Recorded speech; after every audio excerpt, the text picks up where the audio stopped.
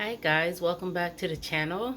Welcome back to Brandon's Therapeutic Life. I'm Lauren, his wife, and today I wanted to chit chat with you about some of the things that we will be getting into in 2023. So from the very beginning, I'm in my tiny little kitchen. Every year, January, February, we have found ways to eat from our pantry. Before 2021, we solely ate from the Before 2021, we ate children. Before 2021, we ate food from our pantry, mostly from the freezer, and but I will still go to the grocery store. Last year in 2021, we participated in the challenge that was presented by Jessica over at Three Rivers Homestead. That challenge was to eat solely out of the pantry for January and February. And included your freezers, deep freezers, wherever you got it stored, jars and cans, you name it. You were to solely consume food out of there. Last year, I think we did pretty decent. One thing I did figure out is that, number one, we don't have a ton of stuff in our freezers and pantries that was making full meals. We had a lot of fruits and vegetables. Why? Because I always preserve fruits and vegetables. But we didn't have much else after that. Here in my lovely stock pot, I have the turkey bone from Thanksgiving along with some celery and dehydrated carrots. I'm going to need to add some onion. I'm going to bring that up to a boil so that can get preserved. One of the main reasons why we needed to preserve more this winter in a different fashion was because we needed to eat more than just canned corn, carrots, and green beans. I needed to think more on the starch end. So as you can tell, man cannot just live off a carrot alone. That carrot needs to be eaten in some sort of way. So what I did was I paid attention to the variety of ways my family loves to eat the produce. So things like green beans, it's one thing to have it as a side dish. It's another thing to have it as part of the main meal. For example, a stir fry that has green beans added to it.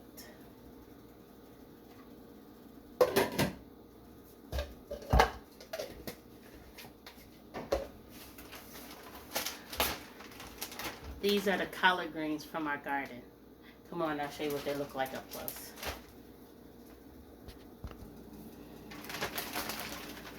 So cut them up and put them in the freezer, and they will allow for some pretty good eating. Aren't they pretty? So we pick them before they get gigantic. This is probably our fourth harvest.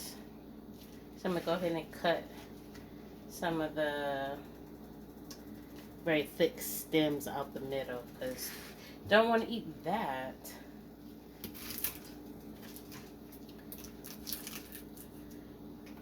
At least not in many applications you don't want to eat that. So some of the variety of starches that my family needs to eat throughout the winter months. Let's start with breakfast. So cream of wheat is something my brother and I grew up on. My brother loves cream of wheat. Well, in this household, only my son and I can really enjoy it. Brandon cannot. He's allergic to wheat. So they have cream of rice, which he's not even fond of wanting to eat. So we typically stick to oatmeals. I make a variety of quiche and frittatas. But to keep it nice and heavy so that you're not hungry 2 minutes later, I do quick breads a lot. which is things like your banana bread, your lemon poppy seed muffins, things like that. I could hear all my carb hating folks just cringing. But a little smoothie does not hold anybody in this family over by itself. It needs to be accompanied with something else. So I make sure we have some flour on hand. That's like extremely important, guys. Make sure you have whatever kind of flour you eat on hand. So as you can tell, there's like a box of cereal up there. I typically buy cereal in the, I don't know, every couple of months. And I buy just, I don't know, what is it, maybe 2 breakfasts worth. I just buy a couple boxes, and then when it's gone, and I'll buy it 2-3 months later. It's mostly for a treat. We don't treat it like it's a meal. It always accompanies something else. Pancake, no. Like eggs and sausage, cereal, things like that. It's a nighttime snack. It's hardly ever a breakfast on its own. Alright. So speaking of flours, here is a almond flour. We particularly love to use this in sweet dishes, or I add it as a punch of protein to other gluten-free flours when I make muffins or pancakes.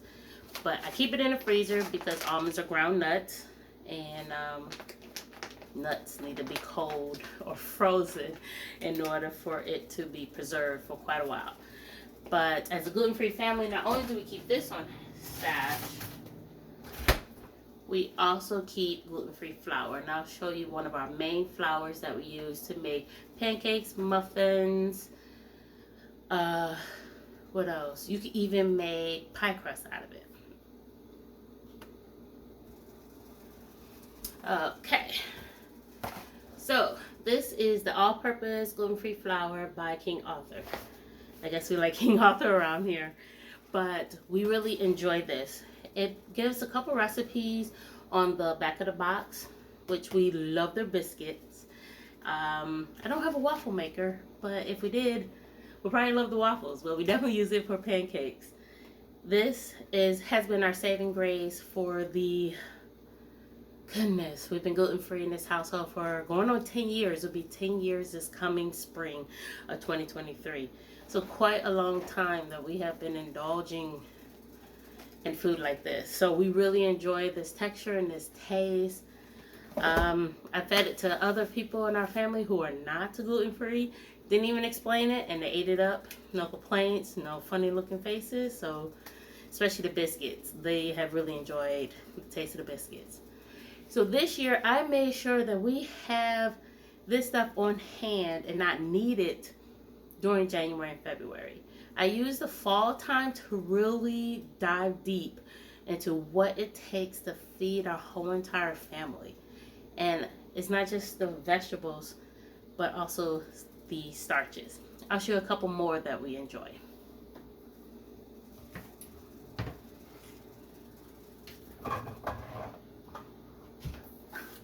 Okay, beans in a can, and fresh dried beans.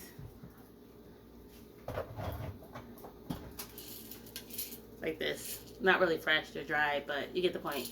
Dried and in the can. So I will be the first to admit, I don't like beans. I really cannot stand beans. But they're a good meat replacement, meat filler.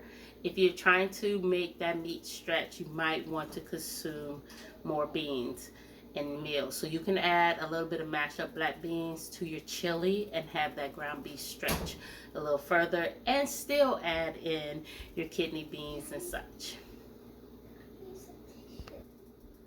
So we keep the typical things a lot of other families keep on hand other than flour. We have rice, we have lentils, we have quinoa.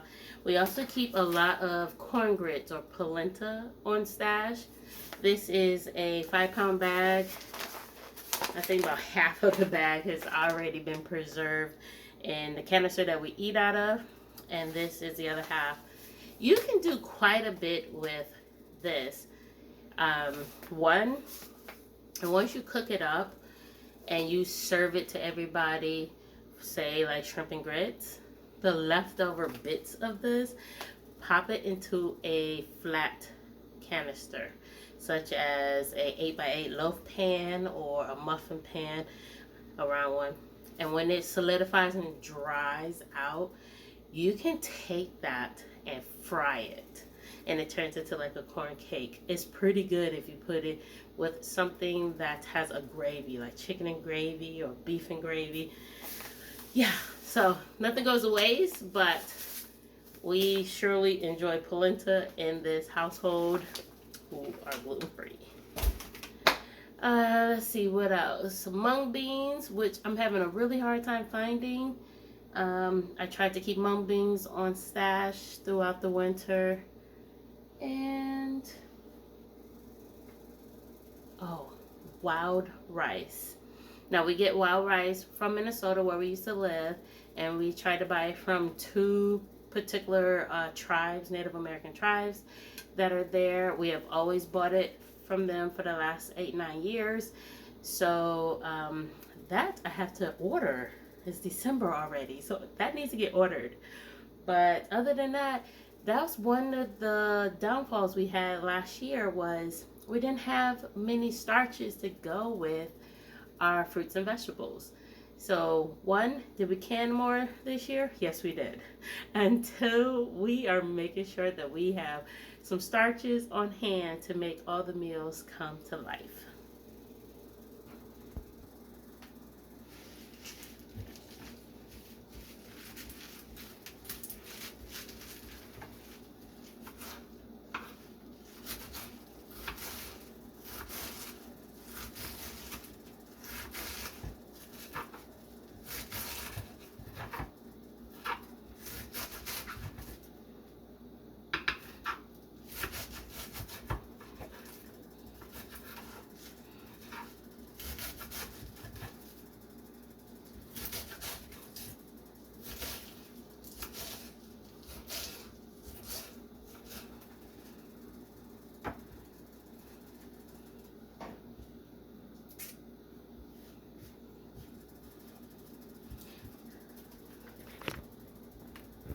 So I probably will get some more collard greens off the garden between now and New Year's.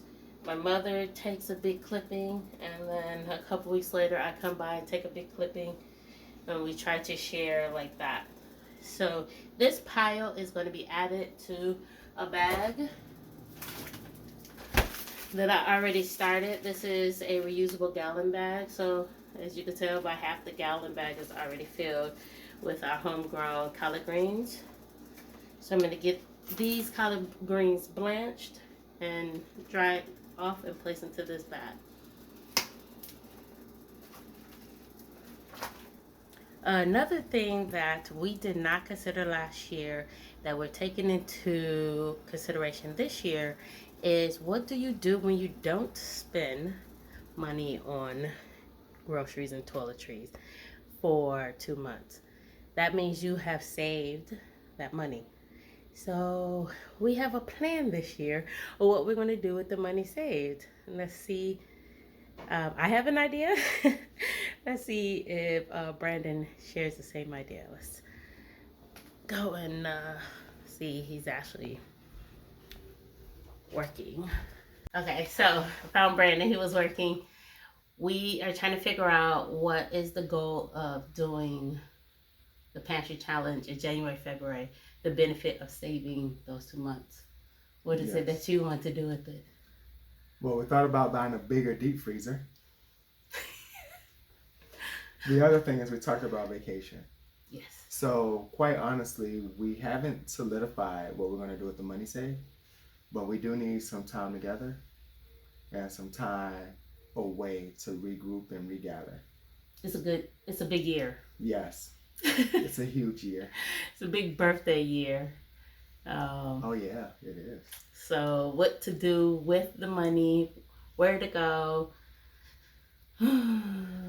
Part of it is the world going to be calm enough for a certain country to visit? That would be beautiful. Definitely leaving a state Yeah. and find out what country we want to go to is something that we want to do and plan to do. Right. So I guess we have some figuring out and solidifying of what we really want to do with the money and how we intend to spend it. It'd be great if some of our friends would go ahead and get married back in Kenya.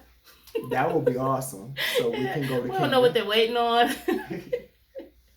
But if you're watching, I'm talking about you.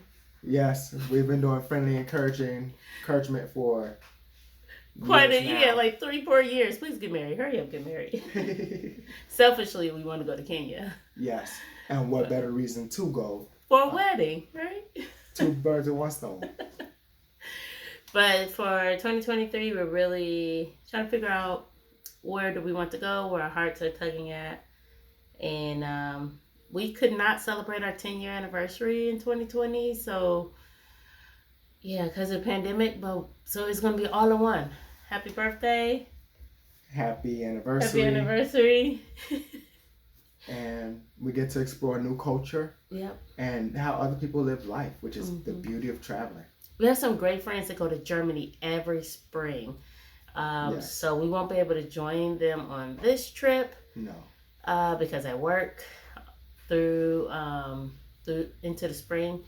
But we're thinking of early fall, late summer, or just in time in the fall. So yes, that's what we're thinking of. That's the idea. But that's the whole point of these pantry challenges, is sacrificing for 2 months so you can stash the money away to do something important with. And what's important, it depends on you. So for our little family, am I ready? Our little family deserves a getaway. Yes. Needs a getaway. Need to get away. I'm ready, Mama. Yes. So Ready? Outside of camping. Yeah. You ready? Yeah, ready. Do you want to go somewhere special? Yeah, I want to go to the zoo again. The zoo? Yeah. Oh, okay. Because I'm not scared of feeding the giraffes now. Oh, okay. I'm not scared. He's not scared to feed the giraffes, he says. Yes. And we'll go back to camping. Camping? Yes. Okay. We'll find a different state, different country to go to a zoo in. Yeah. Or maybe just see the animals in their natural habitat. Even better. Bye. Yes. Like the elephants in Thailand. That was nice. Yes. So we will let you know what we come up with. We have until the end of February to come up with something so that we can start earmarking our time. We will discuss in the future about the importance of a calendar. If you guys do not have a calendar, a family calendar, it's time to get one. It's time to get one. And we are going to talk about that very soon, of the importance of having one and doing it right now. Yes. Hey, What are you getting? That was a toy toy. Oh, goodness. Till next time, guys. We'll see you later. Yes. Bye. I got to finish doing collard greens.